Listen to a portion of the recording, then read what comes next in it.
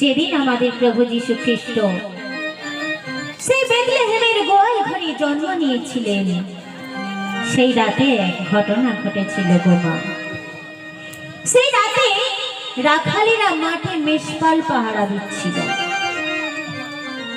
আর ঠিক সেই সময় স্বর্গীয় এক দূত উজ্জ্বল আলোয় চারপাশ আলোকিত করে সেই রাখাল বন্ধুদের দেখা দিলেন। ওমা, যখন স্বর্গদূত এসে সেই রাখাল বন্ধুদের দেখা দিয়েছে, তখন রাখালেরা সবাই ভয়ে থরথর করে কাঁপছে। কেন না, হঠাৎ রাতের বেলা উজ্জ্বল আলোয় আলোকিত করে এক মহাপুরুষ এসে তাদের সামনে হাজির হয়েছে। এটা দেখে তো তাদের ভয় লাগবে, তাই না মা? হঠাৎ ভয় পেয়ে তারা কি করছে, থরথর করে কাঁপছে। আর সেই তাদের ভয় দেখে স্বর্গদূত অভয় দিয়ে বললেন যে তোমরা ভয় করো না,